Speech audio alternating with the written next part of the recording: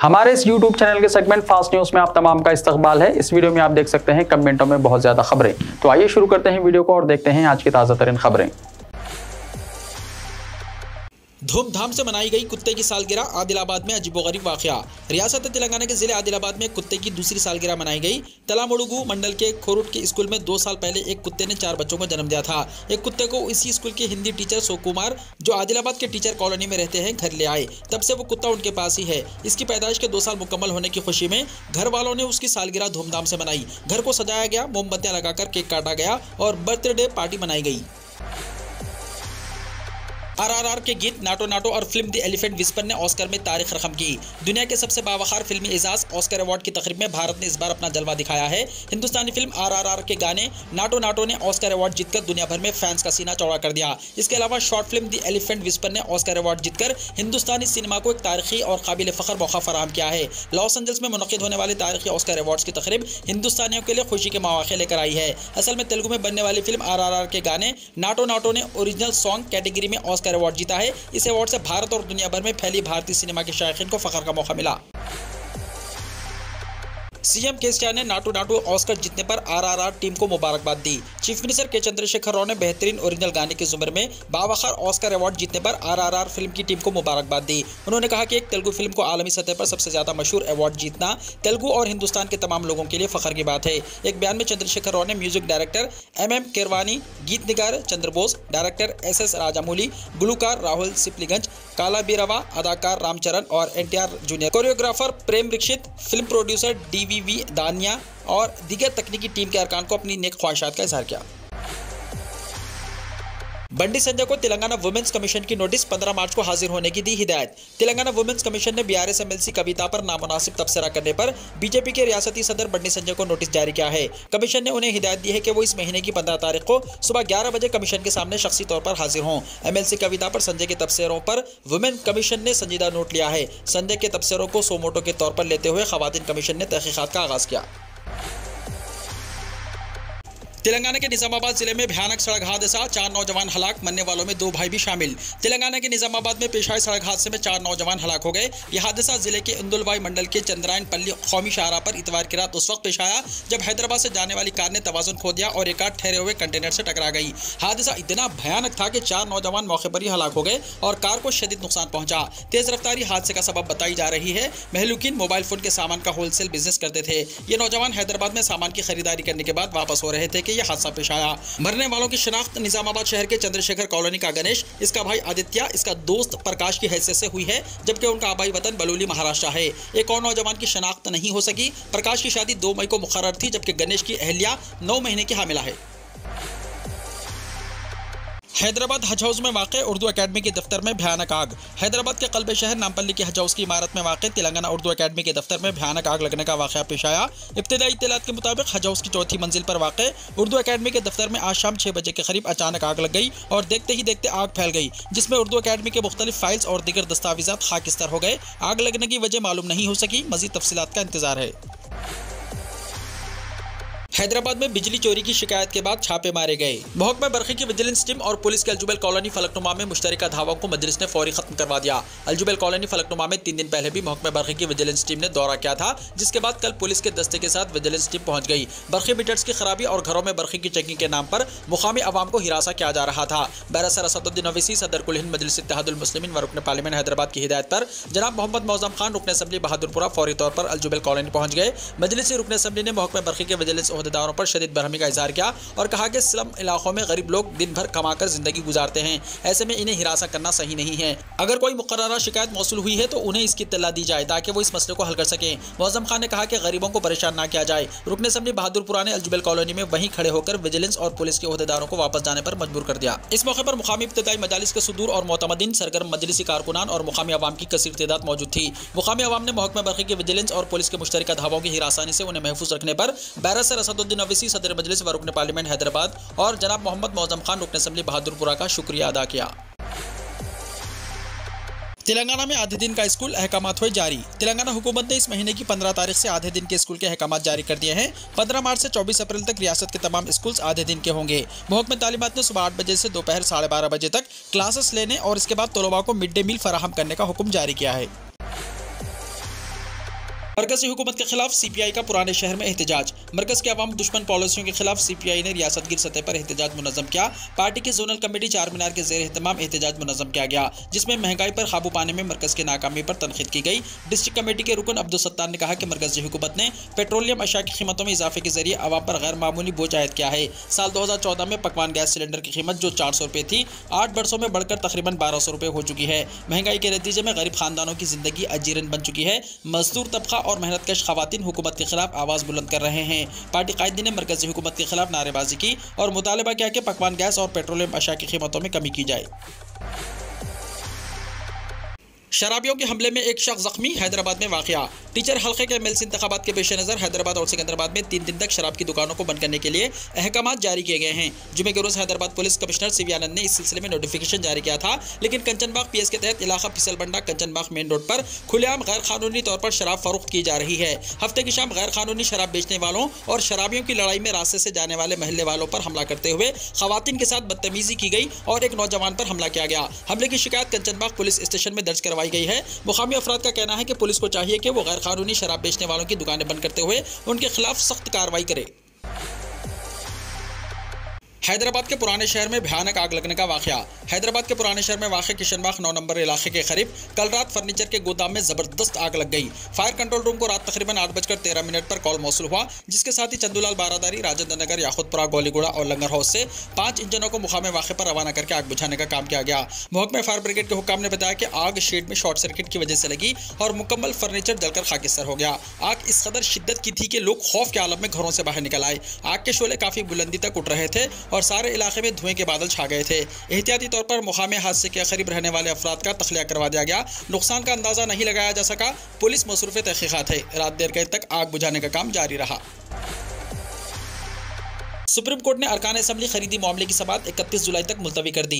Supreme court ने BRS के अरकान असम्बली की खरीदारी की कोशिश के मामले की समाअत 31 जुलाई तक मुलतवी कर दी। अदालत ने इस मामले की सीबीआई जांच पर रोक लगाने की दरख्वास्त को मुस्तरद कर दिया। अदालत ने 31 जुलाई तक जांच रोकने के अहकाम जारी किए हैं। सुप्रीम कोर्ट की बेंच ने आइंदा समाअत 31 जुलाई तक मुलतवी कर दी। रियासती हुकूमत ने पहले ही कई बार सीबीआई तहकीकात पर रोक लगाने की दरख्वास्त की है। सुप्रीम कोर्ट ने इस फैसले को मुस्तरद कर दिया। हाई कोर्ट के पहले फैसले को चैलेंज करते हुए तेलंगाना हुकूमत सुप्रीम कोर्ट से रुजू हुई थी।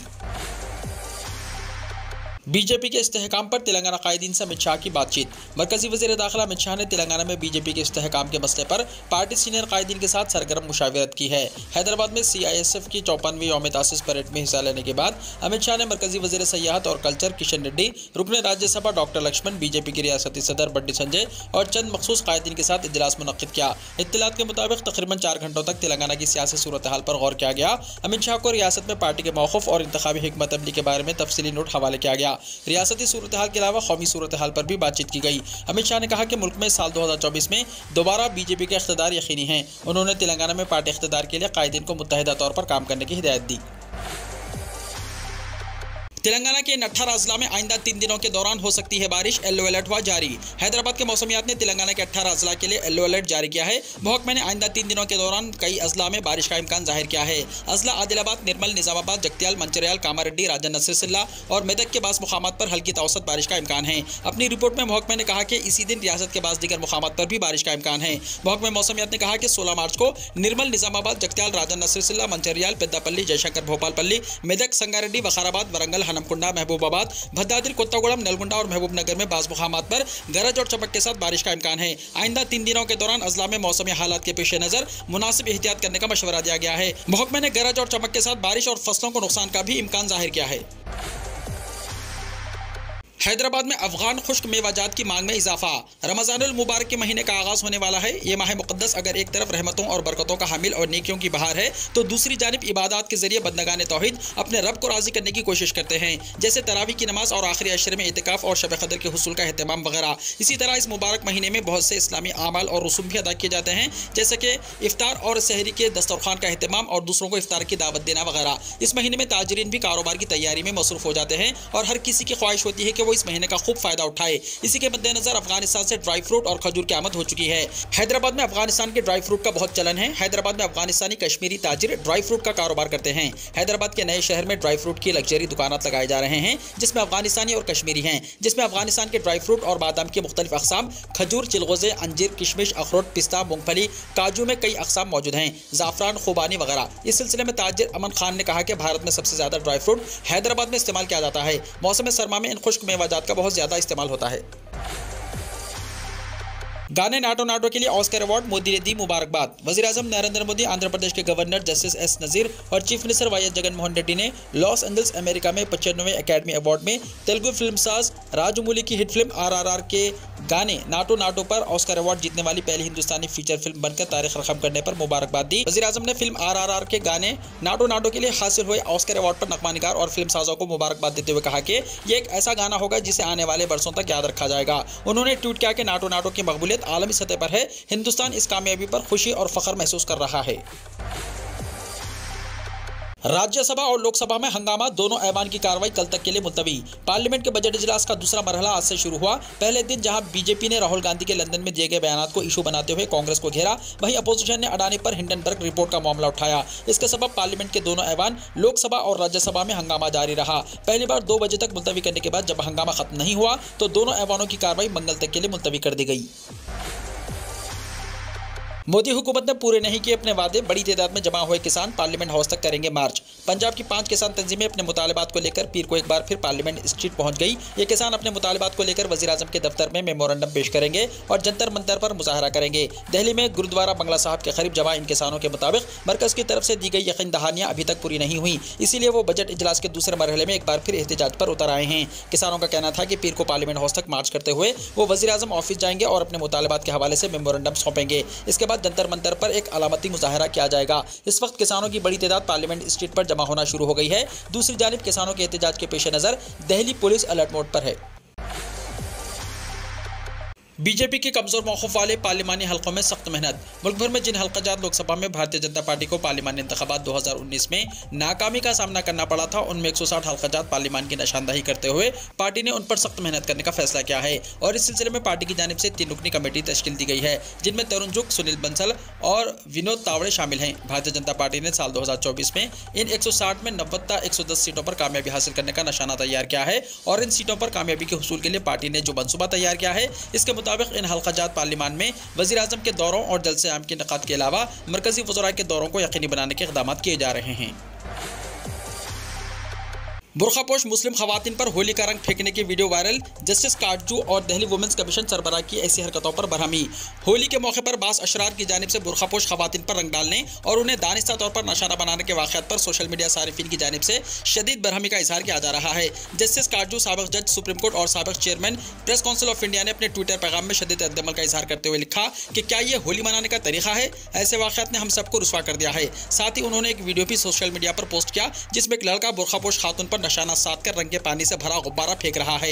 दिल्ली कमीशन बराए खवातीन की चेयरपर्सन स्वाति मालेवाल ने भी ट्विटर पैगाम में एक वीडियो शेयर करते हुए लिखा कि सोशल मीडिया पर एक और वीडियो वायरल हो रहा है जिसमें मुस्लिम खवातीन को गुब्बारे और रंगों से गोली मारने के बाद जबरदस्ती वीडियो बनाई जा रही है। उन्होंने लिखा, होली का खूबसूरत त्यौहार एक दूसरे के साथ खुशियां बांटने का त्यौहार है, ऐसी ऊंची हरकतों के लिए नहीं। अमेरिकी सदर का ऐलान, नहीं डूबेगी सिग्नेचर और silicon valley bank account holders की रकम। अमेरिका के सिग्नेचर बैंक और सिलिकॉन वैली बैंक के डूबने से परेशान खातेदारों के लिए अमेरिकी सदर जो बाइडेन की जानिब से राहत की खबर है। जो बाइडेन ने ऐलान किया है कि दोनों बैंकों के अकाउंट होल्डर्स की रकम को डूबने नहीं दिया जाएगा और इन बैंकों के डूबने के जिम्मेदारों के खिलाफ सख्त कार्रवाई की जाएगी। अमेरिका में इस वक्त बैंकिंग का बहरान चल रहा है। हाल ही में मशहूर सिलिकॉन वैली बैंक के बंद होने के बाद न्यूयॉर्क का इलाकाई बैंक सिग्नेचर बैंक भी बंद कर दिया गया। सिग्नेचर बैंक के पास क्रिप्टो करेंसियों का जखीरा था। इसके खतरे के पेश नज़र बैंक को फौरी तौर पर बंद करने का फैसला किया गया है। इससे अमेरिका के बैंकिंग बहरान में इजाफा हुआ है। दोनों बैंकों के डूबने के बाद इनके खातेदार और सरमायाकार काफी परेशान थे। इस पर अमेरिकी सदर जो बाइडेन सामने आए, उन्होंने ट्वीट किया कि इस बेज़ाब्तगी के लिए जो भी जिम्मेदार है इसके खिलाफ सख्त कार्रवाई की जाएगी। इसके साथ साथ बड़े बैंकों की निगरानी और रेगुलेशन को भी मजबूत किया जाएगा ताकि दोबारा ऐसी सूरत हाल का सामना न करना पड़े। एक और ट्वीट में अमेरिकी सदर ने अमेरिकी अवाम और ताजिरों को यकीन दिलाया कि बैंकों में उनकी जमा कराई गई रकम महफूज है और वो जब भी जरूरत हो उसे निकाल सकते हैं। वीडियो को लाइक शेयर कीजिए और हमारे इस YouTube चैनल को सब्सक्राइब करते हुए इसके बेल आइकॉन को भी प्रेस कर लीजिए ताकि ऐसी ही ताज़ा तरीन खबरों का नोटिफिकेशन सबसे पहले आपको मिलता रहे।